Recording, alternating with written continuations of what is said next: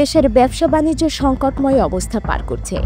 যুক্তরাষ্ট্রের সঙ্গে শুল্ক নিয়ে দেন দরবার চলছে। আলোচনার মাধ্যমে শুল্ক না কমলে 1 আগস্ট থেকে 35% অতিরিক্ত শুল্ক বাংলাদেশি পণ্যের উপর আরোপ করা হবে। এর ফলে বাংলাদেশের পণ্যের উপর মোট 50% পাল্টা শুল্ক আরোপ হবে। ফলে যুক্তরাষ্ট্রে ব্যবসা বাণিজ্য আরও কঠিন হবে। এরই মধ্যে চট্টগ্রাম বন্দরের বিভিন্ন সেবা খাতের মাশুল বা ট্যারিফ বাড়ানোর ঘোষণা দেওয়া হয়েছে। আবার বেসরকারি ডিপোতে কন্টেইনার ব্যবস্থাপনার মাশুলের হার বাড়ানো হচ্ছে। এর পুরোটাই বহন করতে হবে আমদানি রপ্তানিকারকদের। এতে দেশের ব্যবসা বাণিজ্য মহাসংকটে পড়বে। নৌ পরিবহন মন্ত্রণালয় সূত্রে জানা যায়, 1986 সালে সর্বশেষ চট্টগ্রাম বন্দরে বিভিন্ন সেবার মাশুল বাড়ানো হয়েছে। এরপর আর বাড়েনি। এবার সব মিলিয়ে গড়ে 30 থেকে 40% মতো বাড়ছে। এর মধ্যে কোনোটির কমছে বা কোনোটির বাড়ছে। গেজেট প্রকাশের পর বন্দরের নতুন মাশুল কার্যকর হবে।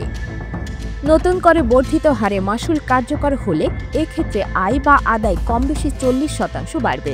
এই হিসেবে মাশুল হিসেবে বন্দরের 1,500 কোটি টাকা বাড়তি আয় হতে পারে। বেসরকারি কন্টেইনার ডিপো অ্যাসোসিয়েশন সার্কুলারে কন্টেইনার ব্যবস্থাপনার মাশুলের হার বাড়ানোর ঘোষণা দেয়। সার্কুলারের সেবা ভেদে 30 থেকে 100% মাশুল বাড়ানোর ঘোষণা দেয় সংগঠনটি, যা 1 সেপ্টেম্বর থেকে কার্যকর হওয়ার কথা। ব্যবসায়ীরা জানান, বিভিন্ন কারণে দেশের অর্থনীতি চাপের মুখে রয়েছে। রপ্তানির ওপর 35% শুল্ক আরোপের সিদ্ধান্ত থেকে এখনো সরে আসেনি যুক্তরাষ্ট্র। এ বিষয়ে সরকার কিছু করতে না পারলে 1 আগস্ট থেকে নতুন এ শুল্ক কার্যকর হবে। এতে বাংলাদেশের রপ্তানিতে বিপর্যয় নেমে আসবে। এ অবস্থায় চট্টগ্রাম বন্দরের সেবার বিপরীতে নতুন করে ট্যারিফ বৃদ্ধির সিদ্ধান্ত আত্মঘাতী হবে। Bangladesh knitwear manufacturers and exporters association BKMEA এর নির্বাহী সভাপতি ফজলে শামীম ইনসান বলেন, ঝড়ের মধ্যে লঞ্চ ছাড়তে হয় না। ব্যবসা বাণিজ্যে এখন ঝড় চলছে। যুক্তরাষ্ট্রের সঙ্গে শুল্ক এখনো ফাইনাল হয়নি। এখন বন্দরের শুল্ক না বাড়িয়ে 6 মাস পরে বাড়ানো যেত। 39 বছর বাড়ানো হয়নি। 6 মাস অপেক্ষা করলে কি হয়? এত সমস্যার মধ্যে এখনই কেন বাড়াতে হবে? এর মাধ্যমে ভুল বার্তা যাবে বিনিয়োগকারীদের কাছে। অনেকে হয়তো বলতে পারেন, $80 $100 কি আসে যায়? কিন্তু এ সময়ে এটা উপযুক্ত নয়। ঝড়ে ডুবে যাওয়ার সময় একটা কলা গাছও গুরুত্বপূর্ণ। তিনি বলেন, সরকার এ মুহূর্তে আবার শ্রম আইন সংশোধন করার জন্য উঠে পড়ে লাগছে।